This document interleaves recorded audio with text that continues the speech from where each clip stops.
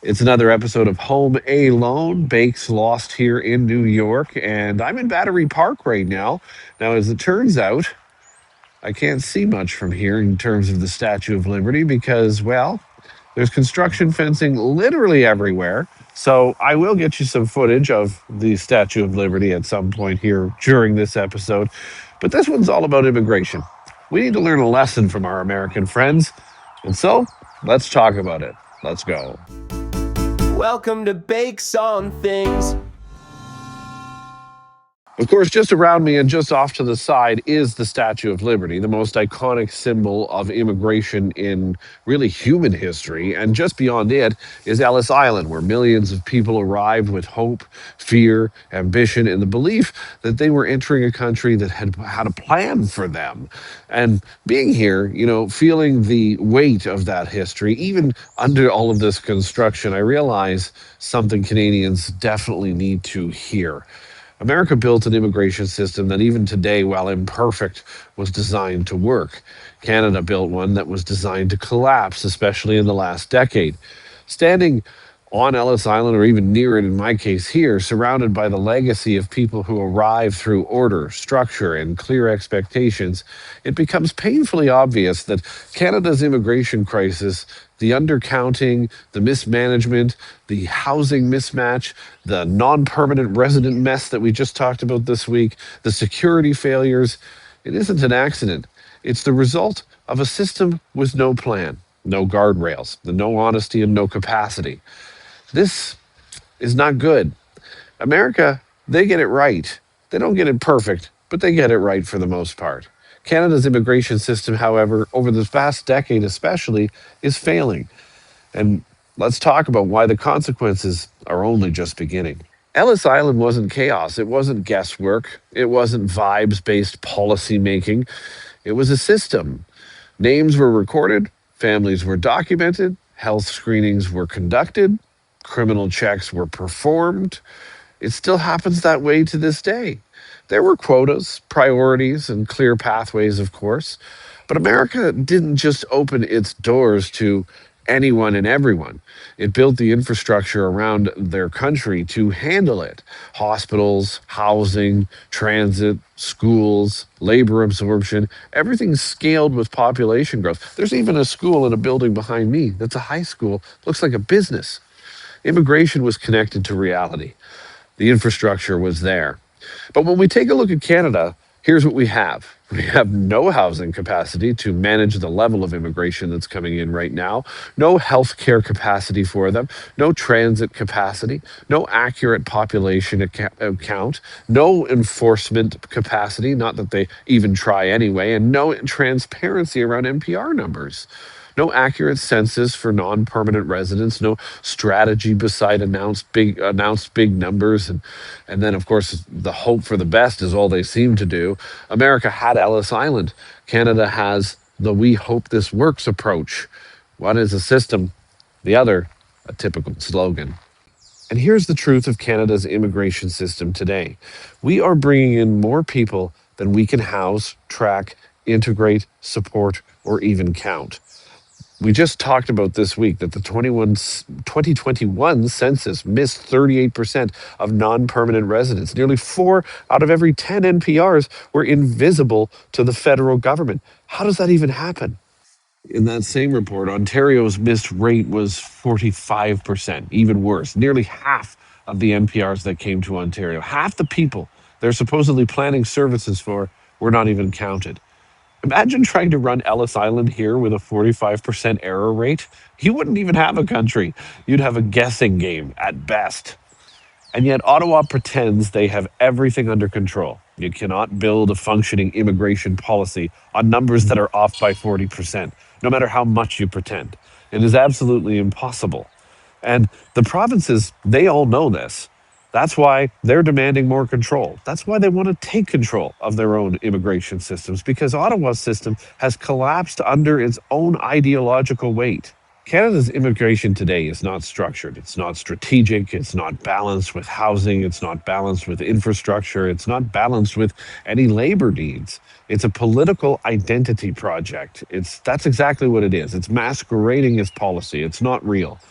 But meanwhile, housing is, of course, as we know, years behind demand in our country. Students used as tuition cash cows, essentially. That's what we're bringing them in for.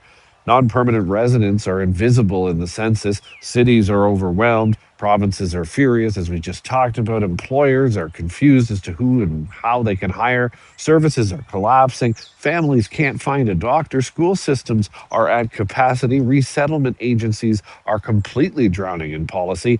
And Ottawa calls this nation building, moving forward together, right, Mark? Well, Ellis Island was actually nation building when it happened here. What Canada is doing is nation straining at best and perhaps nation dismantling. This is where immigration mismanagement crosses into probably public safety at this point. Think about this. That story last week of the 13-year-old girl in Ontario who was groomed and assaulted, impregnated twice, yet the accused, a non citizen, is given time to consider how a guilty plea might affect his immigration status. How is this happening in Canada? Imagine explaining that to someone walking through Ellis Island in 1910. Can you imagine that kind of scenario happening there? America's historic immigration system made individual checks, but it also protected the public. Canada's system today protects nothing but the system itself and not the public at all. Michelle Rempel Garner is doing a great job because she's right to demand change. She's right to be upset and up in arms. More people should be, because if the justice system is pausing to consider immigration paperwork before considering the victim's trauma, the system is no longer functioning at all. This case is not an anomaly.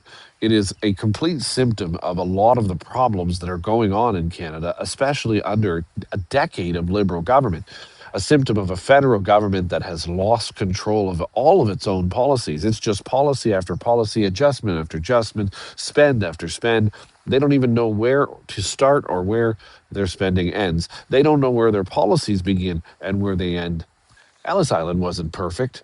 It had flaws, discrimination issues that we now rightly see as completely unjust. Nobody's ignoring that. But it also had something Canada desperately needs. And that was a plan that matched capacity, a scale that matched infrastructure in the US, a process that matched reality. We don't have that in Canada. What Canada has today is a housing crisis. What Canada has today is a rental crisis. What Canada has today is a shelter overflow crisis, a student housing catastrophe. I mean, you name it, we have it, and it's not good. Services are at the breaking point, and a federal government announcing even higher immigration targets makes no sense whatsoever. This isn't generosity, it's negligence dressed up as compassion. See, immigration only works when newcomers have the support that they need to thrive. Right now, Canada doesn't even have the support Canadians need to survive. America absorbs more immigrants than Canada by far, and yet manages somehow to manage the transit, the schools, the healthcare capacity, the labor market integration, the housing construction, the population data, the enforcement, the processing timelines.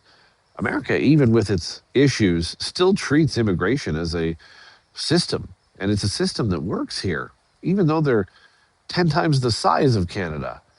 Canada treats it as a press release. That's the problem. The global competition for talent, students, workers, and refugees is all going to require, if it doesn't already, clear rules, accurate population data for sure, so we might want to get on that, and housing supply, infrastructure investment, labor match, purpose. Guys, we don't have any of that in Canada right now. None of it. This is why we are where we are. Canada has none of these things in place. We have big numbers and very small planning.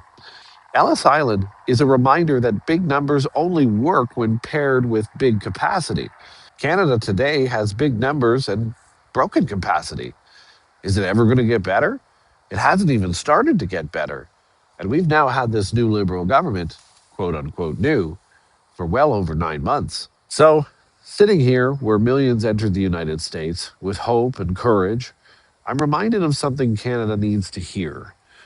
And I've been reminded of that all week long here in New York. But here's another one. Immigration only succeeds when the country receiving people succeeds. If the economy is strong, newcomers thrive. If housing is available, newcomers thrive. If the infrastructure expands properly, newcomers thrive. If services work, newcomers thrive. But when a country is struggling, when its systems are brutally failing, when its housing is completely unaffordable, when its census is not even able to track its non permanent residents and is completely inaccurate, when its NPR population is literally unknown, when its services are collapsing, immigration doesn't become nation building in those points. It becomes nation breaking. Ellis Island worked around here because America was building upward. Canada is sinking. And yet Ottawa is increasing weight on a ship that's already tilting. Now, I have actually heard rumors from New Yorkers this week that New York is actually sinking too under the weight of all these skyscrapers, but that's a whole other story. Immigration must be tied to reality. Canada is tying it to ideology. And this is not anti immigration. None of this episode is meant to be. But this is pro competence, though. We need competence in our government in order to run a strong immigration system. Immigration is not the problem. A failed system is the problem. And until Canada fixes that system, housing, processing, data accuracy, enforcement, labor matching, provincial collaboration, no target numbers, no announcements, no speeches, no hashtags will fix any of that problem. Will fix what fundamentally is broken in our immigration system. So, from Ellis Island, the message here is clear. Though they don't use it anymore, America built a system that could handle the dream. Canada is letting the system collapse under the weight of terrible planning and horrific policy. Thanks for watching Home Alone on Bakes on Things. Don't forget to like, subscribe, and of course, join the conversation on Canada's immigration system down below.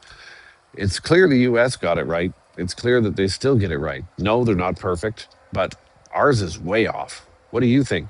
Put that in the comments below, and we'll catch you tomorrow.